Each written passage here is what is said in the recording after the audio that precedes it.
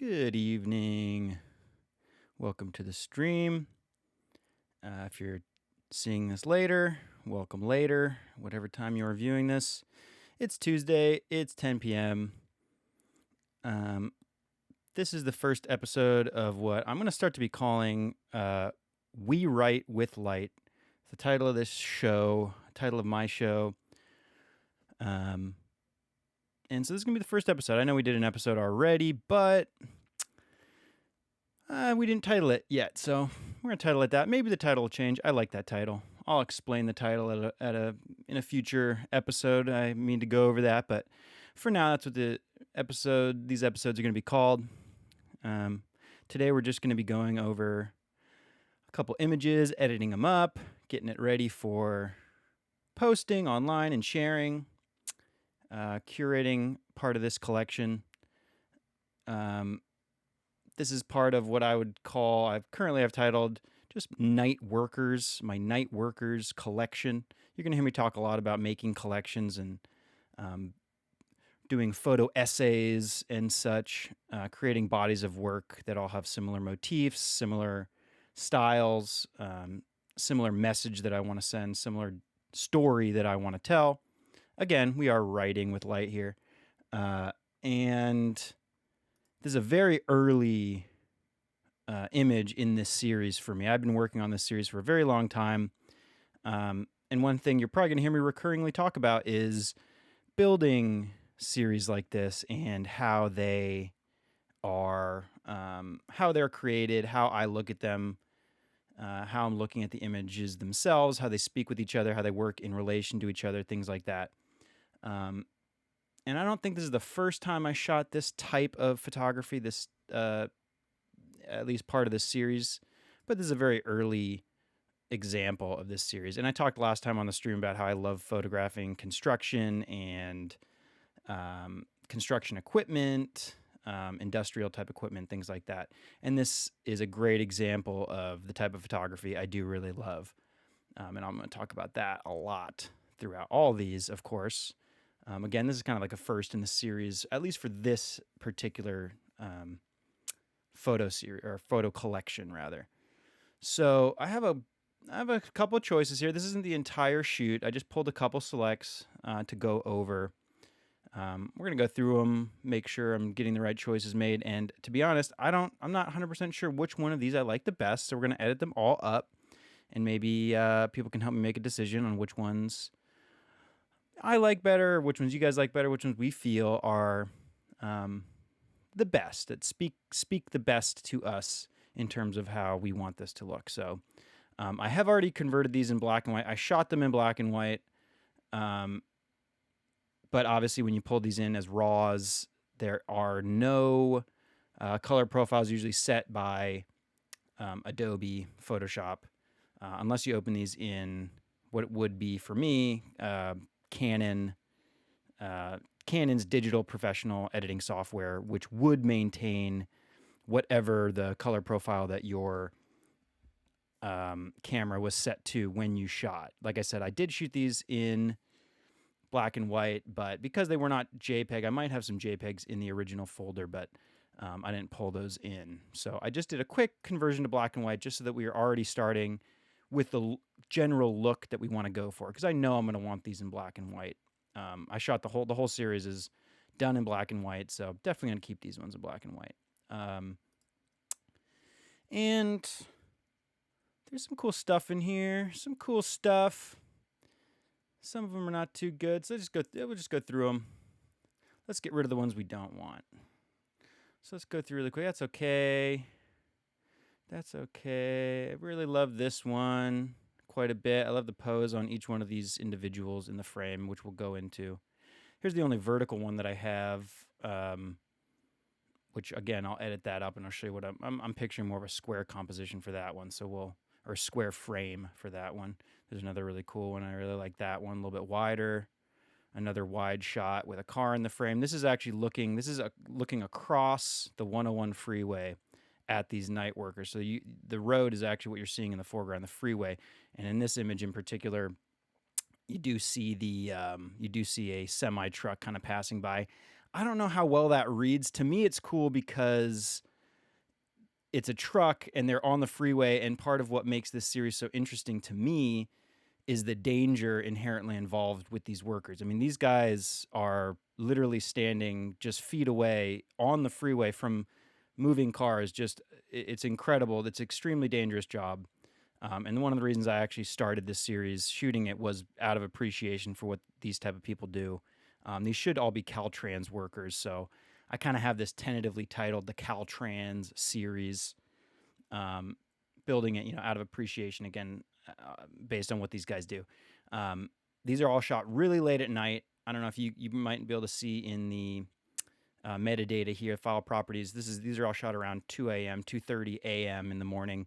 I'm a late night kind of guy. I'm up very late, um, and I get to shoot very unique situations like this. You saw some of the Starry Night series, which we worked on in one of the previous streams. Another collection that we're going to be constantly working on. I have a whole body of work that I'd love to share and edit up. So those are the type of shots that you get at night, and I absolutely love them. I think I have some really beautiful, unique work. And again, this series is all shot very late at night, and being a late night person that I am, night owl type of person that I am, I'd be going around really late at night looking for stuff to shoot. And the first time I noticed these guys working, it was, kind of an eye-opening experience seeing, because again, maybe I hadn't realized that, during the day, the freeways look clear and you're just trusting that the freeways are going to work and that the roads that we all take for granted are going to work. Because you don't see these guys working. They work at night. They obviously want to reduce the amount of time that they have less lanes open, and they want to keep the flow of traffic going. And they have to do this really late at night. So everybody, so we all can enjoy our freedom of driving around wherever the heck we want in our beautiful state. We're in California here. So I saw these guys working, and I was like, this is incredible that these guys are up working on these, like endangering their own lives, putting their own lives at risk just so that we can drive around. Very interesting. And that's why I started shooting these guys. Cause again, I'm up late, they're up late working, we're both working. And I, again, very much appreciate what they do and very interested in what they do. So let's get some of these narrowed down to what we like. I should tweet. I'm sorry. I should tweet, but if you're not following me on Twitter, it is Paul Mosi Hanton.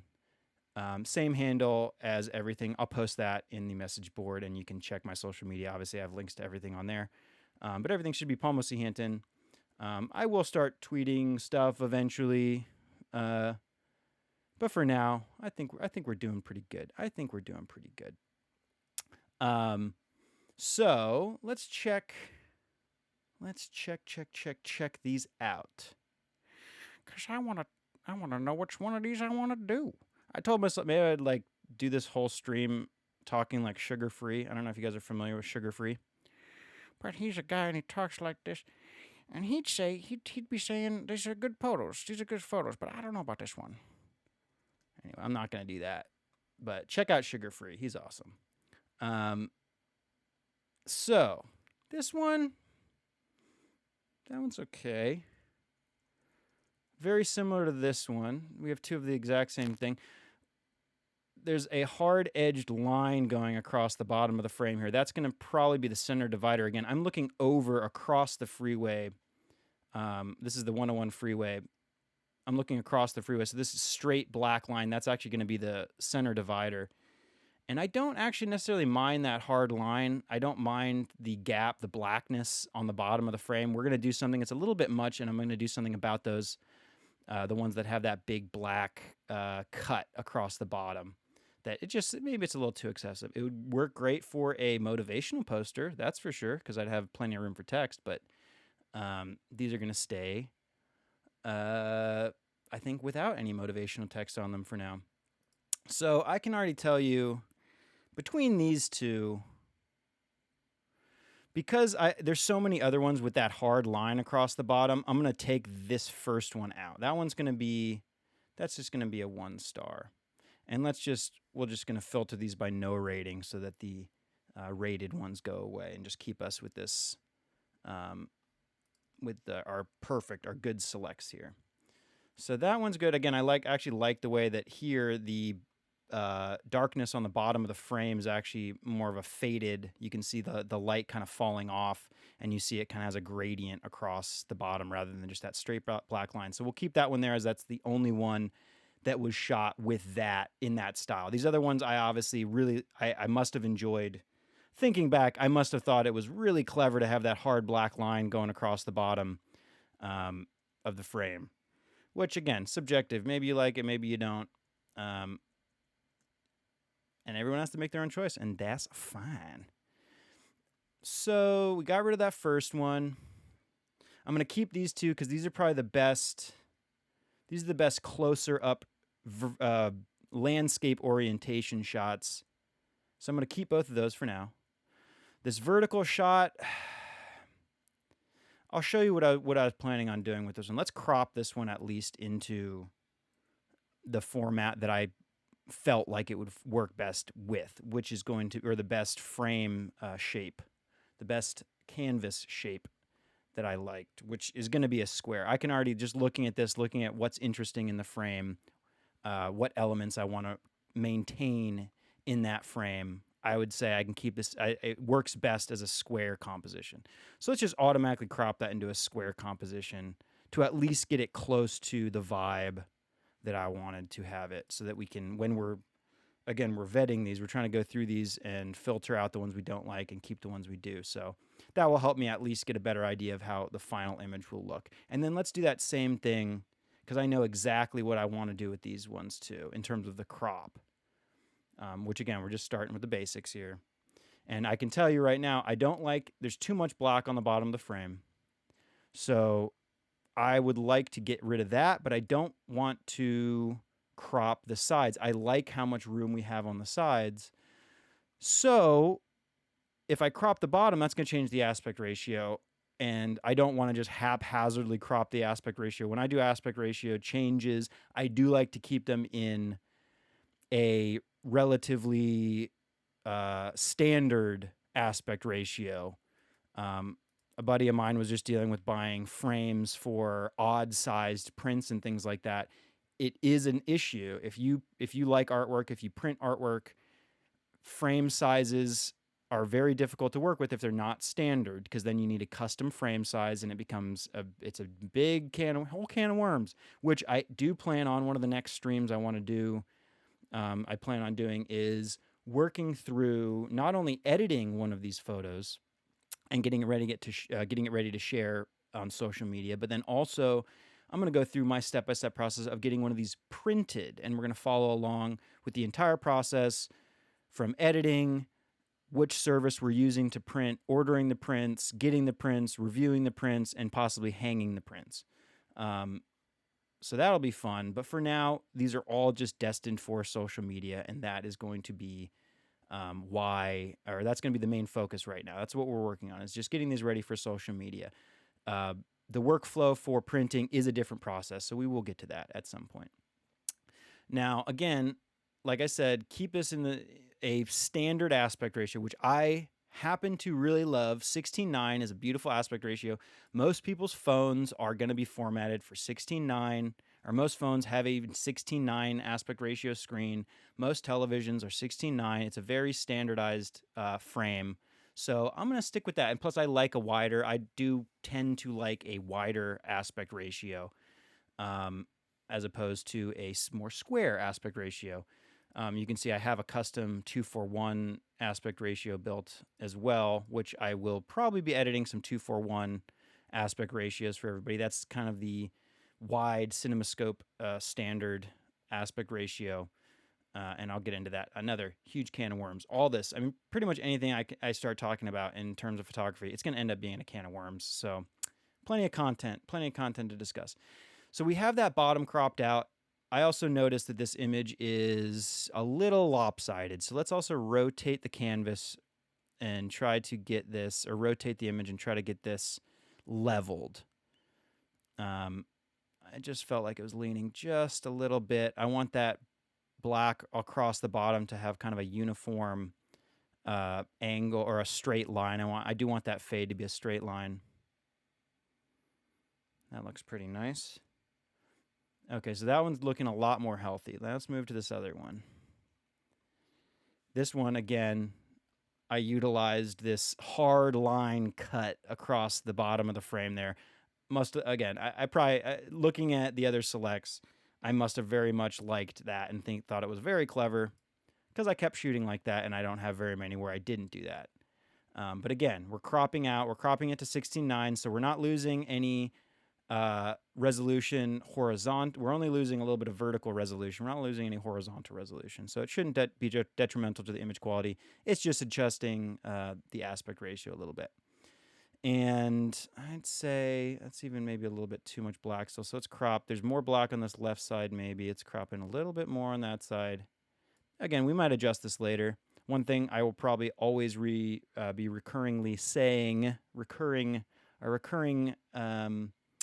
thing I will be mentioning is that when I'm editing, when anybody's editing, most likely you're going to make one adjustment, and then that adjustment, it might feel like that leads to having to adjust something else in relation to that. So that's always going to be what I'm going to probably end up doing is I might crop a little bit, and then maybe I'll do a little dodging and burning on the image, and then maybe it'll feel unbalanced for some reason, so I might want to crop again. And that's totally fine. That's part of, I think that's a natural way to work on images, at least, going back and forth. And this one as well felt a little bit off kilter. So let's just get that level. Let's get that horizon level. And that looks really cool too. I really love these ones. Yeah, I really love these ones. So those two are definitely going to be part of the selection.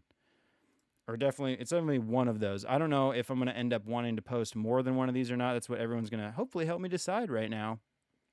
This is where you guys get to voice your opinions. So those two, okay, so we cropped those ones. So let's check out these ones. These are the wide shots. I do like these wide shots a lot. And again, we're just going to crop right now. I'm not doing very much else. And I don't know, actually, no, I don't know how much I don't know how much I'd crop that one yet. But we can decide between these two which ones we like better to get rid of one. And I think I can just already tell you that this one with the truck in the frame, as clever as that is, because there's some motion blur on it, so you should be able to tell that it's a truck. I mean, it looks like these men could possibly be, almost getting hit by this car. That's what it looks like. But I think it reads better to me because I was there and I know that that's a truck. I think it doesn't really, without having it explained, I think this truck, it might just feel like that's a truck parked there because we also have these other vehicles that are parked. So I think it can kind of be visually confusing and distracting to have this element that it doesn't read well. Like I was hoping it would feel like, oh, look at this. They're on the freeway with these fast moving cars next to them and it's dangerous. And they're just standing there chilling like it's just another day in the office type of thing. But I don't think it reads that well. So let's just take that one out. Executive decision. Yeah, I do, dude. And every time you touch my gut, Gary, I feel it too. And I tell you not to touch me, but you keep doing it, man. I don't know what's going on, but I appreciate it. I appreciate what you do. So yeah, we took that one out. I think we narrowed these down to a healthy 4 images to work with. Very healthy, very healthy. And again, I like this square composition. I think it's the most boring of the 4. And also, if I did want to make this into a multi-image series or a multi-image post, rather, like if I posted these, I would want them all to retain I would want them to retain the same aspect ratio. So if I was like, okay, this is going to be a post and it's going to be square images, I'd want every image to be a square in this little tiny collection. So I'm just going to right off the bat say, let's get rid of this square formatted image. If I really wanted to use this one, I might go back into proof sheet and choose another composition that might work really well as a square. Actually, you know what? Thinking about it, just really quick, I'm looking at this wide shot though, and this one, let's just see. I'm just actually curious. Let's just play around for just a second. Why do we play around? Because it's fun. This is fun. You know, almost something like that might work. But if you're talking about two images in a series, I don't know. I feel like it feels like just a more of a closer crop of that first of the wide shot. So I don't think those really work well together. It's not continuing the storyline of this image series. So I don't think. So let's actually cancel that. So that one will not. I don't mind that square composition, but I don't think I want to. I don't want to deal with those. Or at least I don't want to deal with this one that I know could be a square. This one, again, I think this one could still work as a rectangle frame shape, but I don't think it could work in conjunction with that square image. So, but let's see, since we know also that those other two are going to be a 16:9 aspect ratio, again, let's try to keep that consistent. Let's go to 16:9 crop on this one, just to see if I can even get a continuous aspect ratio across all of these images, which it looks like it will work, or at least I can crop. There's enough room at the top or bottom of the frame or both to maintain every element in the frame that I want. And again, this looks just a little bit off kilter, just a tiny bit.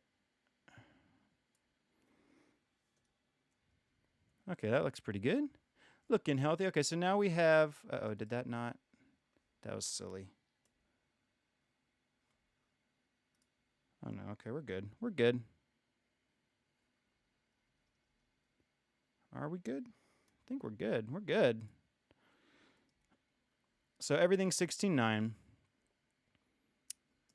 So we've narrowed these down, narrowed them down. Now we have 3 different images to make, or 3 choices to make. And I remember, I can tell you right now, this is the one that I liked the best way back when. I think I posted one of these. If anybody out there remembers, there was an old social media called Aesthetic Refuge. And I definitely had posted this exact image on that social media way back when. And so I definitely remember this being the one that I liked the most. I thought, here was my concept behind it. First of all, I liked the frame, obviously. And I thought that all these guys, they all are doing something very interesting. Or they all seem to be working and doing something.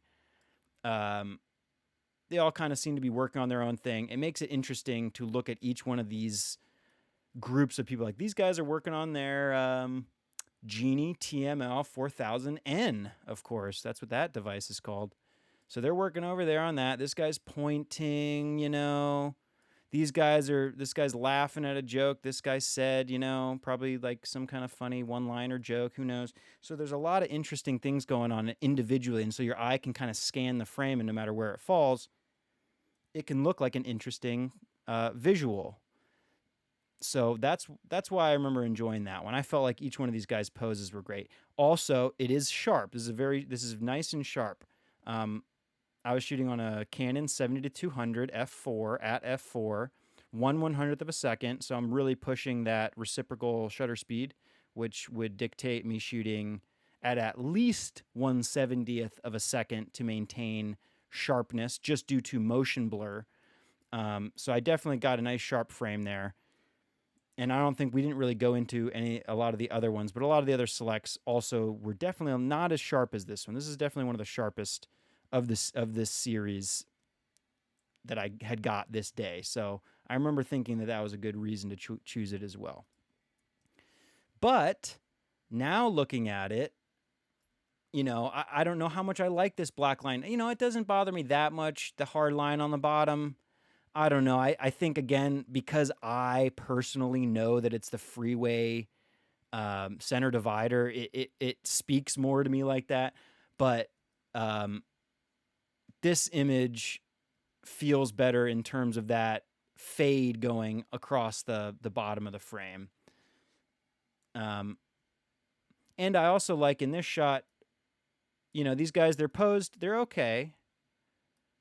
They all kind of they're all doing their thing. One of these guys is checking his watch. This guy's looking over at the Genie TML 4000N, of course. You got to keep an eye on that guy. They're just chilling, relaxing. This guy's talking to him. He's talking to him. It's sharp. Um, and then what I really like is that compared to that other one, we have a lot more of that of this tractor. God, I'm gonna make myself sound like a fool. Um, this piece of machinery here, it's all completely in the frame in this shot, whereas in this shot it's cropped. I guess I kind of like that you can see the whole thing in that frame. Why I use this camera? Oh yeah, right. Okay, so tech specs. Right. So this is shot with a Canon Rebel. Let me make sure. I'm pretty sure I shot this with my digital Rebel. It was my first digital camera that I ever owned. Um, and I'll talk about that.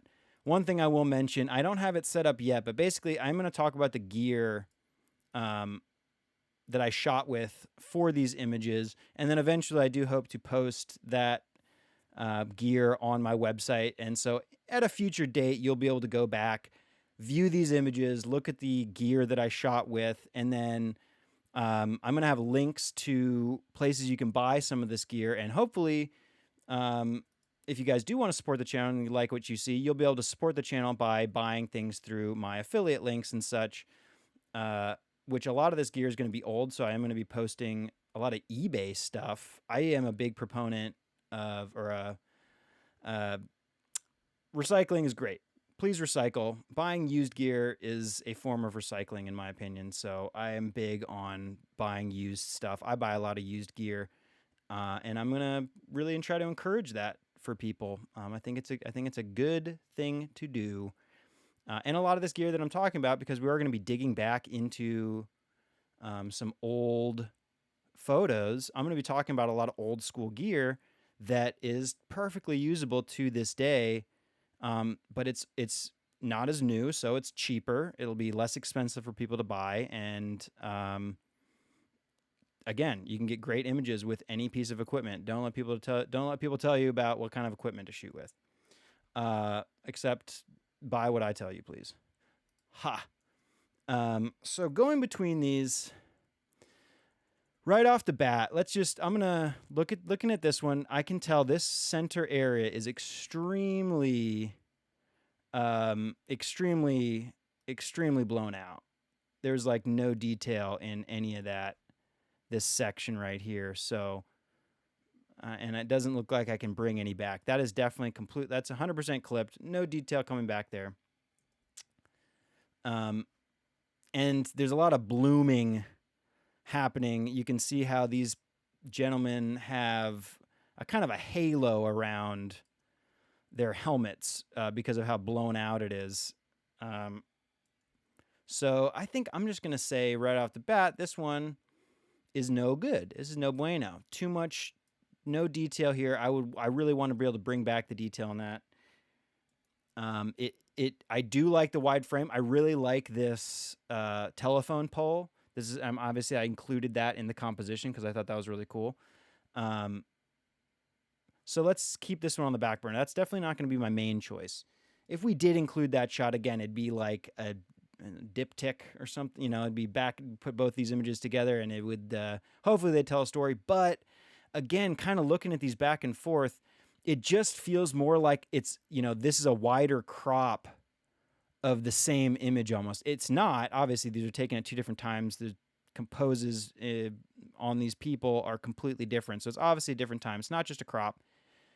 But I don't think it's going to work in conjunction with these other images. So let's just take that out completely. And then let's focus on these two, because I think these are definitely going to be the options. Now, yeah, this is going to be a tough choice for me. Does anybody Terry Richardson shot a swimsuit issue? Well, Sports Illustrated swimsuit issue. Disposable. Yeah, exactly. Everyone, yeah, I don't know if you've heard the term lomography before, but um, it's more of like a movement, a cultural movement, a photography movement, I guess. Lomography is like a lo-fi type of photography shot. My Lomo cameras are, I own a lomography. I believe it's a brand too. I should look into this before I spout crap about it. But I do have a lomography Holga. It's actually a Jack White stripes Holga. Dude, I'll do a whole review on that thing. It'll be cool. Probably a collector's item at this point. Junior high school. Yeah, well, believe me, no matter how old I was, the talk of Terry Richardson, it happened. We talked about Terry Richardson a lot in high school. I'll tell you that. In the photo room, discussing Terry Richardson. Whew. Anyway, won't get into that. Needless to say, let's get these thumbnails a little larger. Between these two, see, it's if this was the pose, if all the guys were lined up in this fashion in this image, I think I would like this one more. But because these guys all have kind of interesting things that they're doing in this frame, I like it better. So it's like it kind of sucks that they're both. Let's actually open them both up in Adobe Camera Raw. Yeah, Terry Richardson. Yeah, of course. I mean, you can't. Terry Richardson is a very successful photographer. End of story. I mean, he's, like you can't. Right. Genius, that is probably a subjective statement, but you cannot argue the fact that he has been extremely successful. I will say that. You cannot really argue against that, although what is success? I guess you could argue that. It's probably subjective.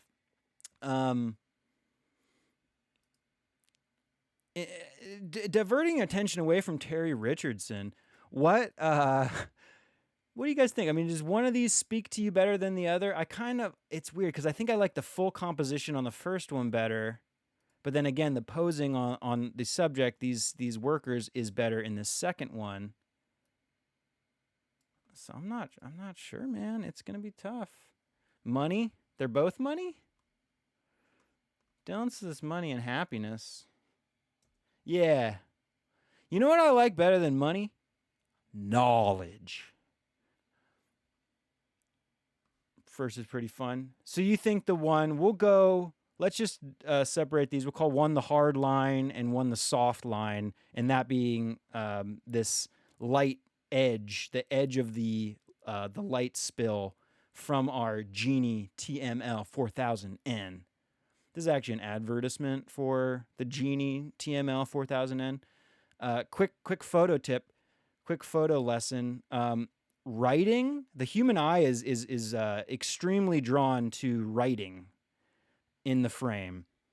And it's dangerous to have letters, words, numbers in the frame because it will draw a lot of attention to itself. That being said, this doesn't bother me. I think it's vertically written, so it doesn't really draw the eye's attention. And then this number on the side of this thing, I kind of like I like the style. It's almost like written in one of those like military stencil styles. And because it's nonsensical numbers, I don't think your head is jumping to it and thinking about it. So Gary's saying this one is better. Them all chilling. Versus the second one.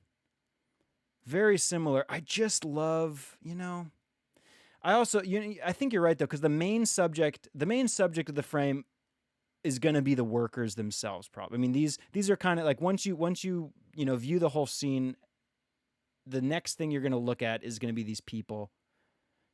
Um, and yeah, I don't know. See, here we have this Hertz sign that I don't really like. I don't like that it says Hertz on it, whereas here it's kind of blocked. But again, I like this fade. Yeah, Dylan likes this one too, huh? So everyone's liking this one, huh? Well, yeah, again, the soft line across the bottom, soft versus the hard line. I like the soft. I think you guys are right. The subjects here, and here's what I think everyone's responding to. The main subject are these workers. Again, the series is called Night Workers. And while I like that, I like that they all have their own little job going on here. Like again, these guys over here are dealing with the genie or a book. They're reading a book, and this guy's pointing at it, and then these guys are laughing, and that's cool to me. But I think what that does is it spreads the visual attention away from any one particular area. And where, again, I said it's cool to be able to scan the image and look at these different areas and read into the scene based on those different areas. This one, they're all collected in the same spot, and it, I don't know, maybe seems more cohesive. So it's more obvious that it's a group of men just sitting there working or a group of people working versus this where they're kind of dispersed. Maybe it's a little less obvious that it's a group of men. Like I think these guys sitting next to the genie over here, you probably wouldn't even really notice those guys until you really looked at it because they're kind of off to the side of the frame. Whereas again, this one, it's just three guys hanging out. And this one is sharp enough. I'm seeing plenty of detail. So I'm happy with that. So let's choose that. Let's make that our executive decision. We're going to go with this. We're going to take that one out. And we're going to work on this as our main frame to work with. And I agree. I really do enjoy this one better. So thank you guys for helping me choose. Perfect. So what do we want to do now? We cropped it to 16:9, so let's keep it there for now. Oh, I have both of these open. Hang on a second. Just closing that so we only have one. Perfect. And I'm going to drop this just to show you guys what this looks like out of black and white. I do not respond well to this image if it's not in black and white personally. It's okay. And if I tone it down, cool it down temperature-wise, color temperature-wise, I think I do like it better.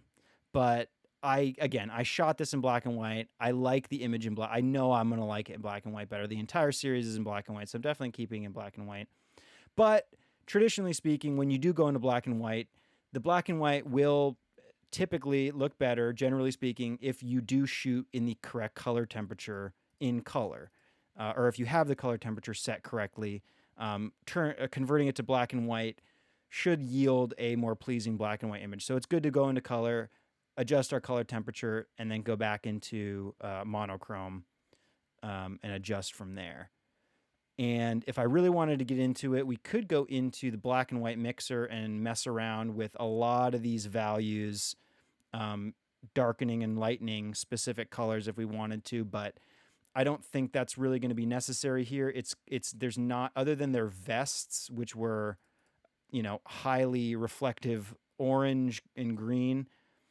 I mean, there's not many tones that I would want to change. If there's a lot of skin tone and a lot of like natural elements like foliage and things like that, adjusting the different values for each different color can definitely yield a much different look. But here, I don't think that's really necessary. We can just go straight into monochrome, and then all we're going to really need to do is some tonal adjustments, localized tone adjustments, contrast, exposure, things like that.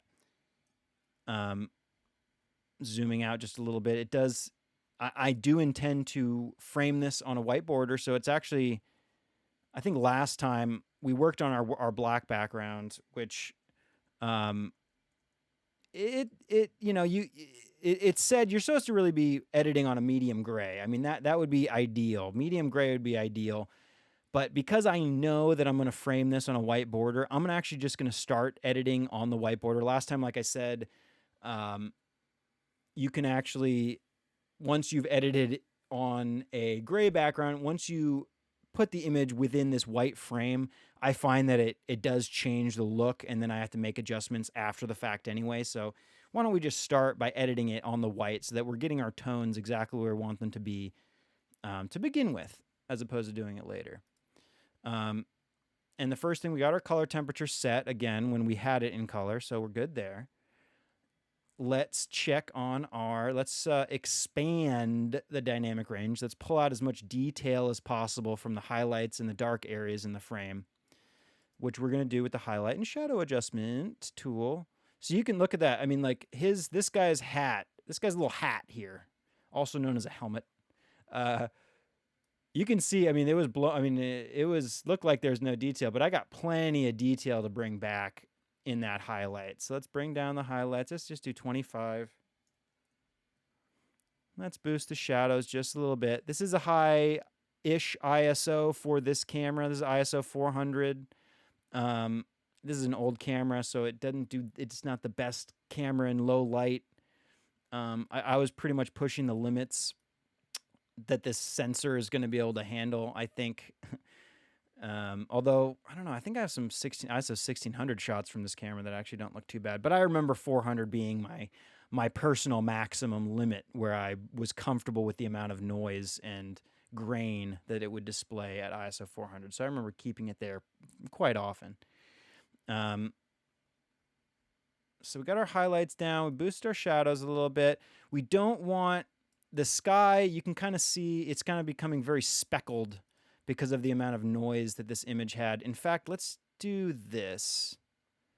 Let's take out, because noise reduction, while it is black and white image, so you're not going to notice the color noise. What you will notice is that weird grain structure you can get. I'm not sure if it's coming through very well for you guys on here, but you can see the white kind of speckled, dusty looking, kind of dusty grain look to the blacks. I don't want that in the blacks. I want those blacks to be black, black, black. So adding that noise reduction, I don't know if you can see it going back and forth here, it taking away a lot of that speckling that's just unsightly in my opinion. So that helped us there. And then when we boost the shadows, it shouldn't introduce too much more of that grain, because we do want to bring out some detail in these shadows. I like it high contrast. This is a very high contrast scene, and that's fine. I like it as a high contrast scene, but we do want to bring back as much detail as we can in the areas that we want detail in. So that's looking pretty good.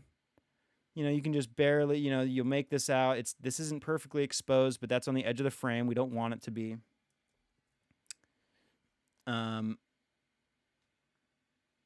So that's looking nice. And then let's just add some contrast back to the image.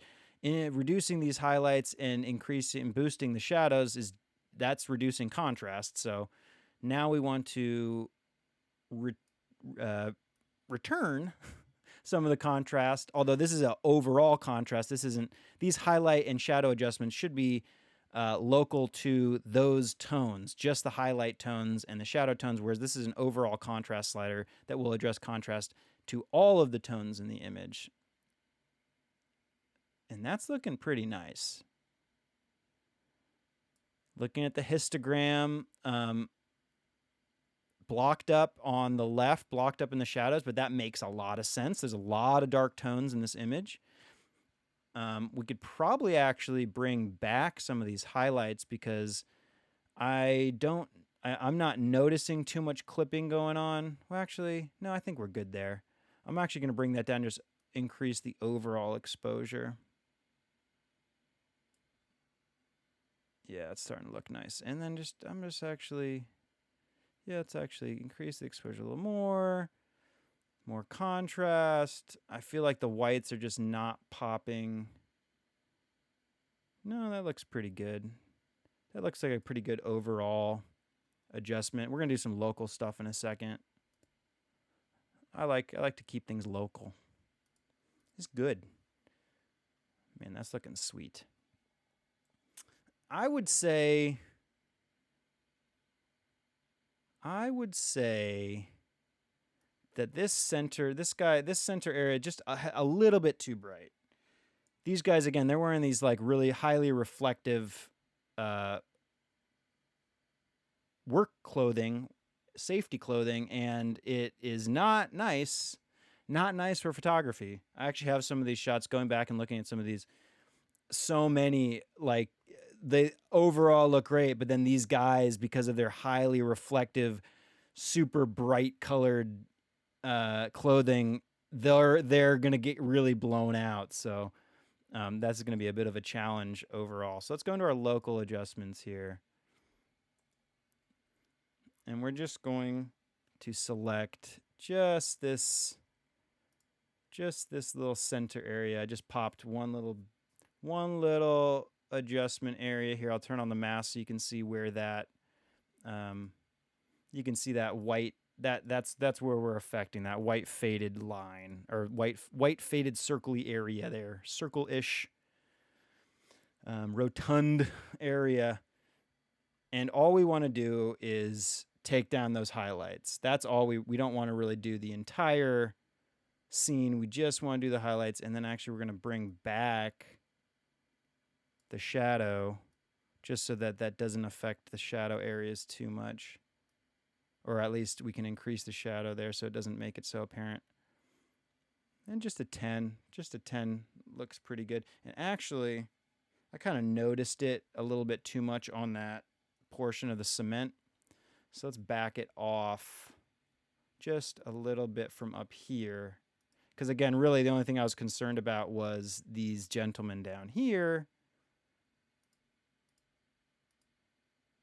So I just want to take that away from up here-ish, so it's not so obvious, so we're not affecting that area as much.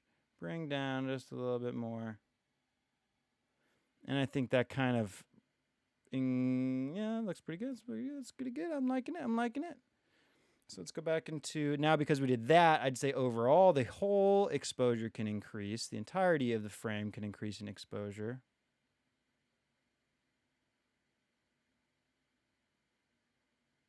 That's looking pretty healthy. That is looking healthy. That adds a little bit more contrast.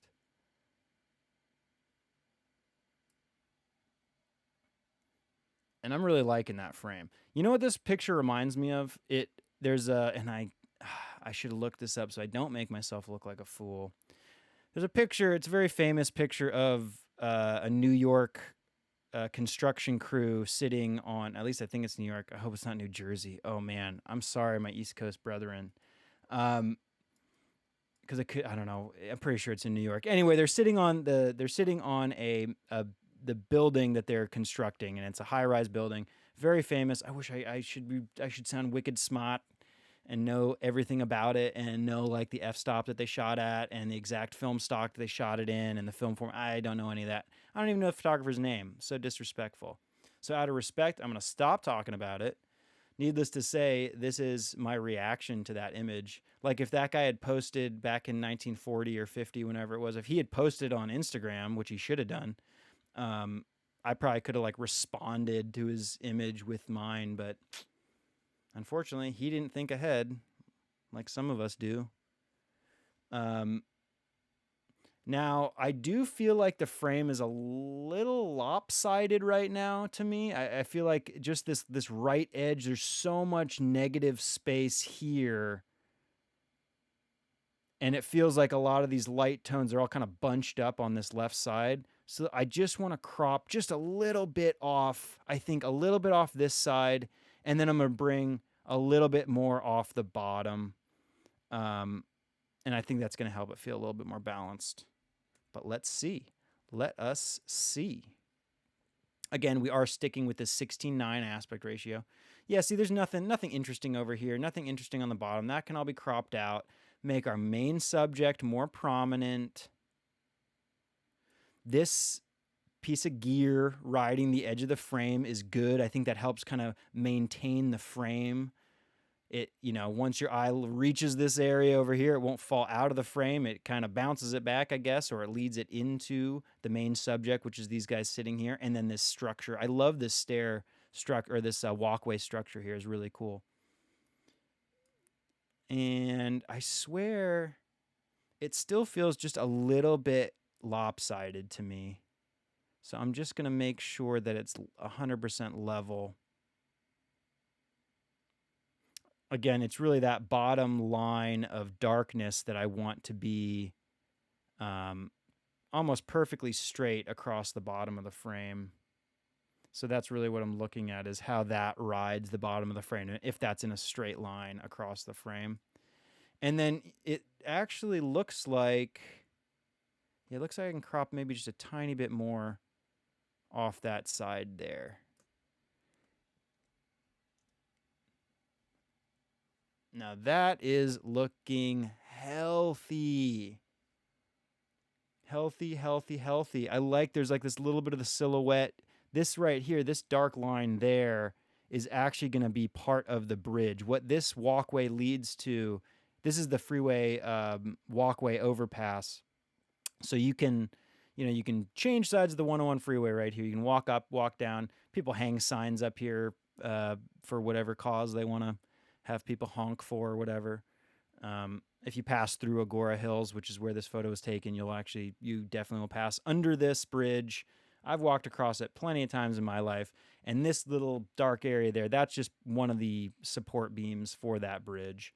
And I like that I think it might have bothered me at a certain point, I might be able to find a way to make that bother me if I look at it long enough. But because there's this black line across the bottom, a lot of black on the right side of the frame here, a lot of black across the top, I like the way that that's kind of eating into the frame there and kind of creating another part of the vignette, which I guess this would be considered kind of a vignette, how it has this entire black framing to it. But still, I still think it still feels a little lopsided to me. Maybe just a little bit too much darkness up here on the top right. What are you guys all talking about? Using your 4K monitor? Text is tiny? Yeah, I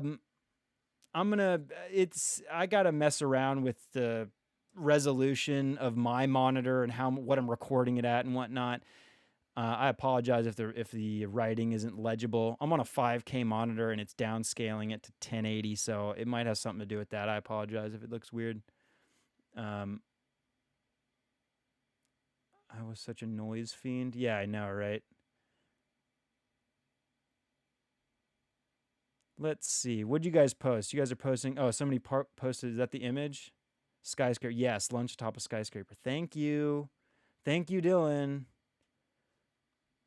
Takes a scholar to do scholarly things. Lunch atop a skyscraper. 1932. Oh, what did I say? 40s? Oh, so wrong, dude. Construction of Rockefeller Center. I should have known that. Anyway, the image that Dylan posted anyway is it's an very iconic image, and it was in like all my photo books studying photography growing up. I remember that very well. And so this is my answer. This is my modern day answer to that. But they're building freeways at night. They're fixing freeways at night and not building skyscrapers. Okay, so again, I think I just want to crop just a tiny bit more off this top heavy, dark top edge. And we're going to compose that above because, again, I do like that fade on the bottom of the frame. I think that's really cool. But we're just kind of balancing the frame a little bit better, not making it so much heavy on the negative space up there. I think that looks a lot healthier, personally.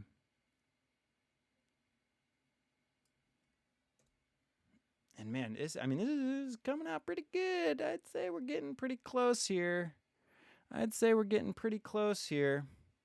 Does anybody see anything else? Does like anything jump out at anybody? Is anything? I mean, that's what you really have to do. Is you just have to, you look and you judge and you make your own decision about what you like and what you don't. I'll tell you one thing, I don't like this water bottle that's sitting here.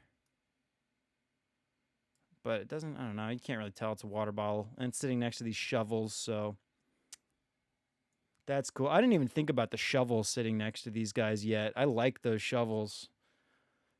Tools of the trade. I do not like this Hertz image, this Hertz sign, but it's not that big of a deal, I suppose. if this was less of a journalistic type image, I'd consider this like a sort of journalistic image. I'm documenting real life situation here, and so I don't really want to Photoshop things out of the image. I think that is inappropriate. I want this to be as real life as possible. Um, Although, see this white dot right there? Now that is definitely a ghost that I captured in the frame. There's a cool movie called Photographing Fairies. I think it's called Photographing Fairies, something like that.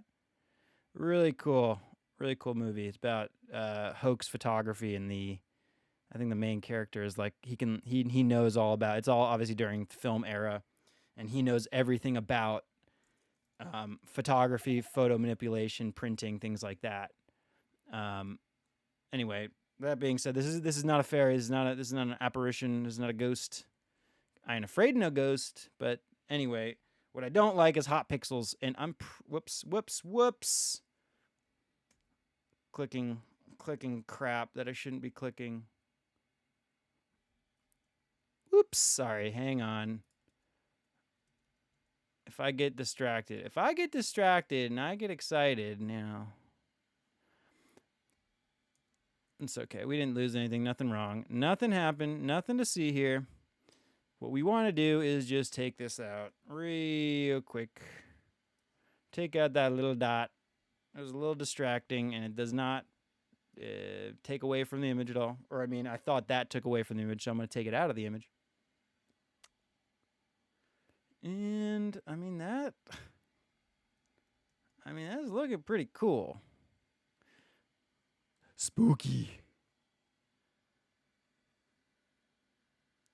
Is there anything, I mean, what else, does anything stand out to anybody else? Is anything like jumping out at you? Like, what is that? Why is that there? I still, to be honest, I really do wish there was something else at the top of this frame here, but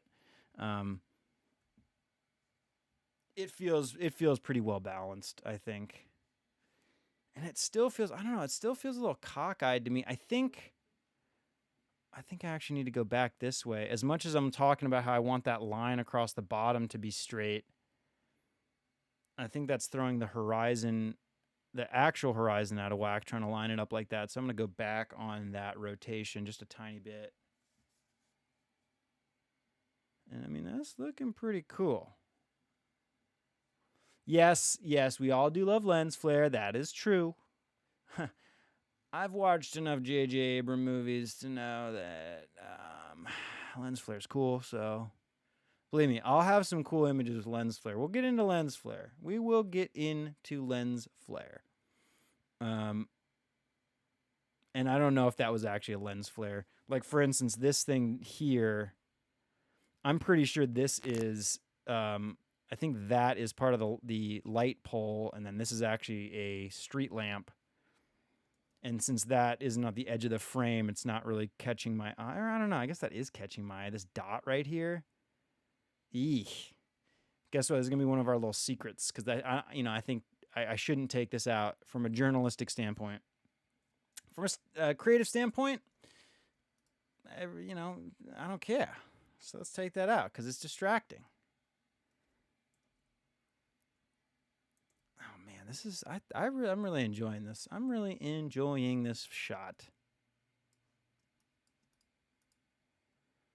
And I think we're pretty good.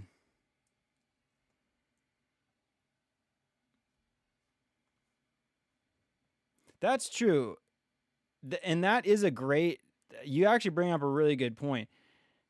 You can definitely add lens flare, and it will definitely help the composition as an element in the frame. And and you're absolutely right. If there was something bright up here, like a lens flare, it might look kind of cool. I'm not going to do that on this one, but very good point to bring up. I've definitely I've balanced a frame with adding, or not necessarily adding, but using the lens flare that's in the frame as part of the compositional element, as opposed to it being something you do not want. Traditionally speaking, when you're talking about lens flare, photographers do not like it. We do not want it.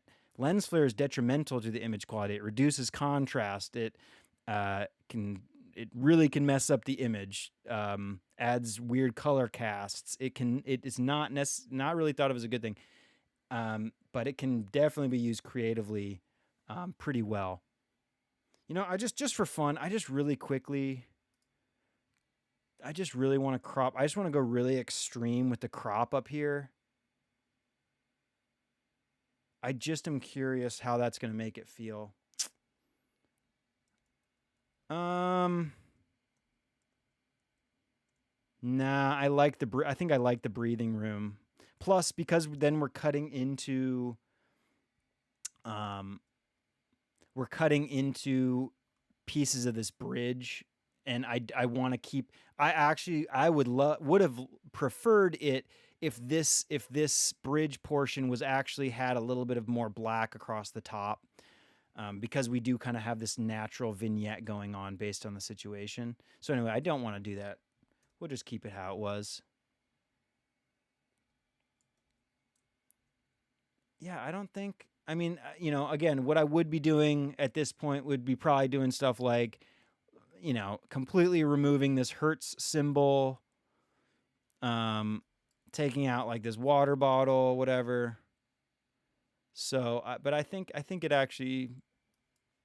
good how it is. Again, this is a journalistic type project, so I don't want to make it. It's not it's not supposed to be a fantasy. This isn't a marketing ad. This is nothing. This is supposed to be a natural scene caught in time, a moment in time, written in history. So I don't want to. I don't want to remove too much stuff.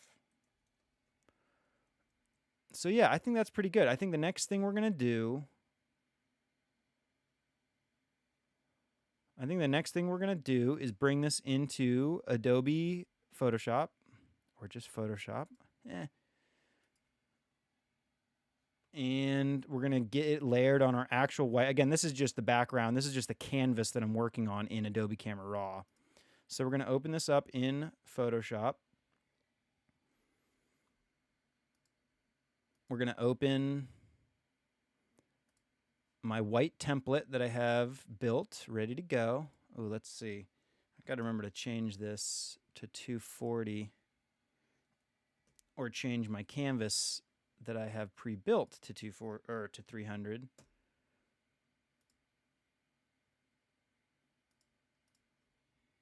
Just so those are the same properties here. And oops, I also happen to know it's just easier to change. Whoopsies. It's easier to change the size of this image. I know I want it to be 9 inches wide to fit on that canvas. That's a 10-inch canvas, and I know that I want a 1-inch border on the smallest side. So 9 inches. That should line us up right into the center of the frame, or that should give us that 1 inch on each side, or at least ½ inch on each side, rather, that we want. That's how I've done all of my images. Again, I try to maintain a consistency. And so everything I post, the reason I post them in these square formats is because that's how Instagram displays the thumbnails, is in squares. And I don't want Instagram to be cutting into my image. While this will reduce the total resolution that I can display this image as, because now we're not getting the full bleed, if you will, on the image when it's displayed on Instagram, it is going to maintain this entire frame on the thumbnail. Maybe one day that'll change. What's really frustrating is that you prep all this stuff and you get it ready for display, how the social media site has their user interface based now, but things can change. I mean, I don't know if you remember, there's a there's a style that people use on Instagram where their thumbnails create a mosaic of an entire image, and that's that's plotted out very specifically because they have to, it's like 3 rows of 3 is a 9 image grid. and it'll be 9 images that make up that one image. And at one point they changed that grid. They changed it from like 3 image row to like a 4 image row. And so all that work that everybody had put into curating their thumbnails the way they had completely got thrown out of whack. I forget how that worked out. I think they reverted it. I think there was enough backlash that they just reverted it to the way it was. I should know this, but I don't, because I don't really go on Instagram very much, which I apologize for. Or do I apologize? I don't know. I think it's good for me. But it's apparently I'm missing out in some regards. So now we have that lined up on our border, and we're in our square frame, which again, maybe this will change one day. I might have to go back when whatever new social media that's going to come out and be the biggest thing that's ever hit social media, when something else comes out and it's formatted in a different way, I might have to go back into all my images and completely reformat everything so that it's displayed, correctly on whatever social media, and it can be kind of frustrating. So for now, I'm doing this basically specifically for Instagram's interface, as sad as that is, tied to their decisions. But that's lined up perfectly. I think tone-wise, I think I want to add, like I said, once I look at this, I mean, I know we edited it on the white backdrop anyway, but I am going to add a curve. I do find the last thing I end up doing to these generally is increasing the contrast a little bit. Another pro tip. The human eye, very sensitive to contrast. Very sensitive to contrast, very sensitive to saturation. Generally speaking, images look better to the human eye with more contrast and more saturation. This is a black and white image, so we cannot increase saturation, obviously, but we can increase the contrast. Not to the point of it being out of whack, I would say, but just so that it does have that bite, that high contrast bite, kind of like Barq's root beer, which does have bite, which I didn't know. I guess Barq's has bite because there's caffeine in it. I mean, that's the difference, I didn't know that. So that's looking pretty good on our curve, our last curve. There we are, full screened. It's a pretty cool moment in time, in my opinion. And that's looking nice. Oh, thanks, Dylan. That's the series. That is my show name. We Write with Light. Version 1, episode 1. I think specifically when it's Write with Light, I think this series is mainly going to be talking about the images themselves, my feelings about the images, the creative side of it. And I'm not sure, because I have gear reviews to do, and I want to talk about camera gear and stuff, which, by the way, again, I don't know when anybody's going to be seeing this, but I will eventually have on my website, for each one of these images, I do plan to have a page with some of the tech breakdowns and some of the gear breakdowns.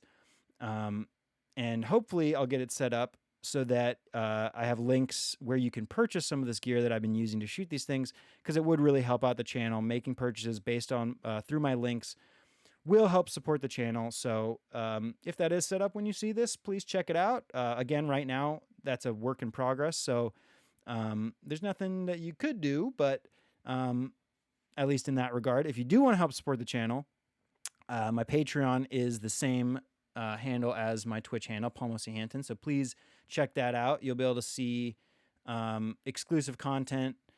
You'll have access to the work that we do here.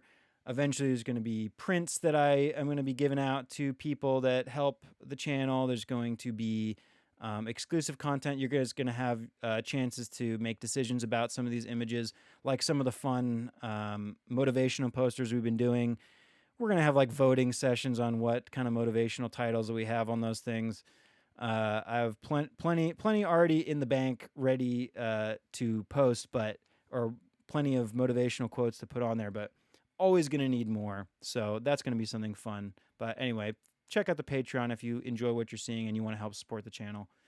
And again, hopefully at some point you'll be able to see what gear was used to shoot these images and links so you can help support the channel by buying those through the links, things like that. So that's looking nice. All we have to do now,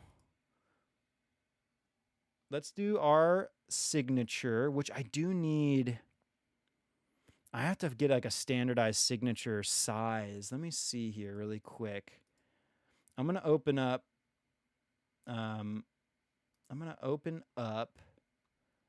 the session from last time only so that I maintain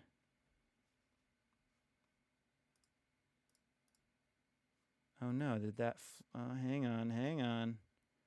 I think maybe I won't be able to do it.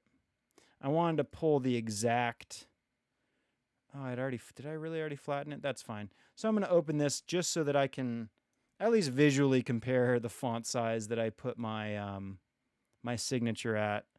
I was going to grab the layer, but I guess I was a fool and flattened this PSD for some reason. Silly fool. If you missed the stream for this first image that we went over, by the way, which everyone helped edit, that's up on my YouTube page as well. Same handle again. All my handles should all be Paul Mostly Hinton right here, like it says in this on my signature. And if you missed that one's on the YouTube page. You can see how this image was done. That's part of a series that I call Dark Shines series, Starry Night, Stargazing series called Dark Shines. Plenty of that to go over. I'm very excited to share a lot of those with everybody. I was working on one last night that I'm actually really happy to share at some point. We're going to get to that. Anyway, what I'm going to do, again, I'm just using this because I was silly and I did not save this image with layers. Super silly, but whatever. I'm just doing this so that I can make sure that I'm kind of lining it up so it'll be the exact same font size.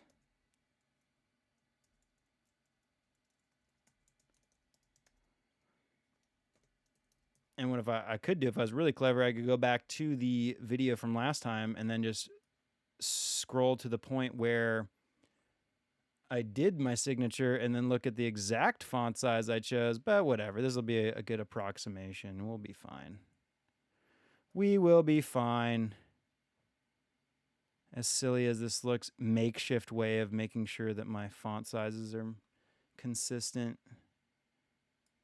Again, it doesn't have to be perfect. I really don't care. I think it was like 22. 22 is like my family's like good lucky number. So if anything ends up in or around 22, I just make it 22, but I think I was wrong. Yeah, smaller than 22. Let's see. Let's keep it going. 18 to do 18-point font. Looks like it was 18. You'll be able to vote on font sizes. That'll be exciting. That looks close enough. So anyway, I'm gonna drag that layer now that we've made sure that it's the same. Oh, that was super silly though. I think I was right that it was 22. It's just that those are different file sizes. Oh wait, no. Why did it change font size there?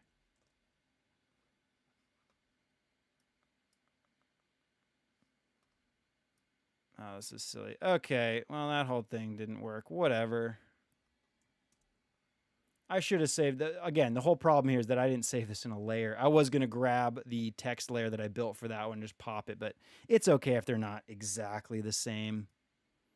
I don't really mind. You're not going to notice the difference.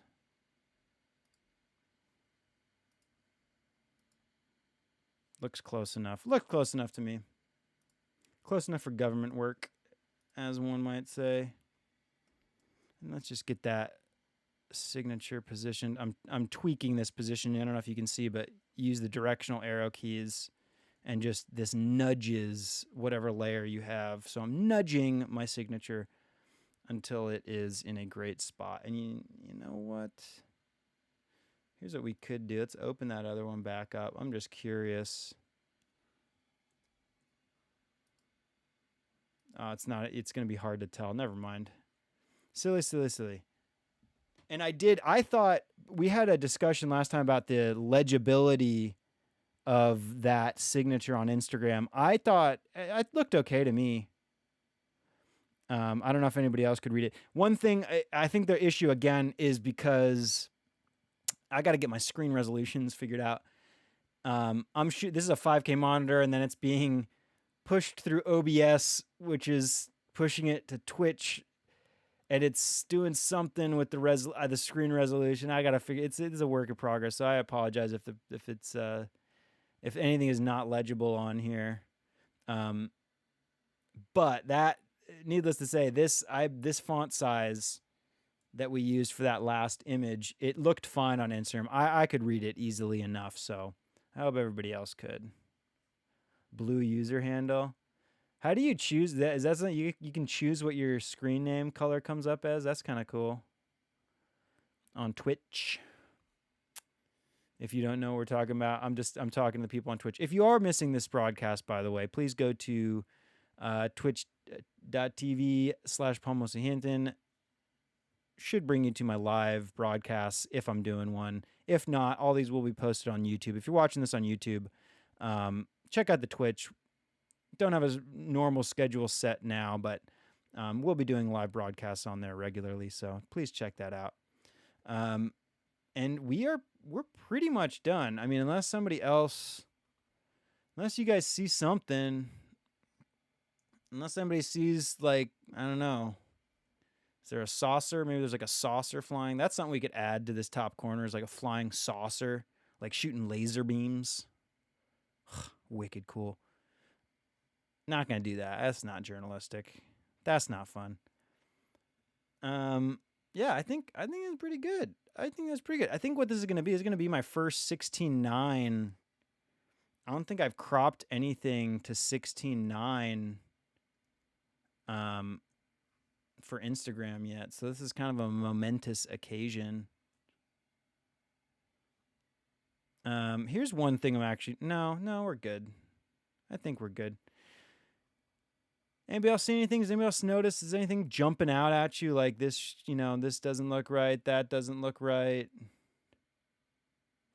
Again, the biggest things that I would change at this point would be taking out, if this was not a more journalistic type shot, things like taking out this writing, just so that there was no distractions.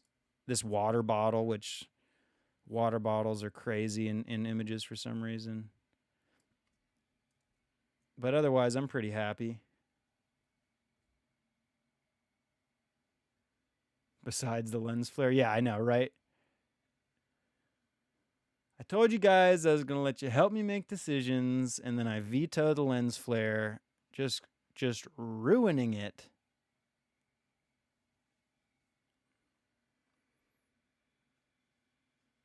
I'm going to nudge my name just a tiny bit more. Nudge, nudge, wink, wink. Nudged. I'm pretty stoked on that. Okay. Well, that was fun. Thanks for sticking around and watching and helping out do this. Again, first episode that we're going to be using the title "We Write with Light." I have a whole rigmarole explanation about that title, which I'd love to go over. There's a lot of meaning behind it. So we'll do that at some point. Maybe not right now. Again, thanks for sticking around. Thanks for watching. Thanks for helping make decisions. Thanks for helping edit this. It's much more fun doing this with people than by yourself.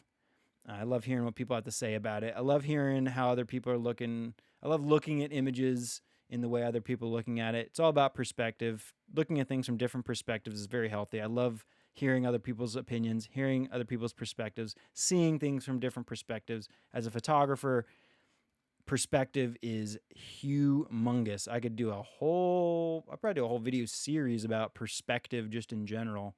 maybe I will, but or at least one video that talks very specifically about your perspective and how that's changing your view on the world and how things look. So something interesting to talk about. But um, really, really happy everyone could join me for this one.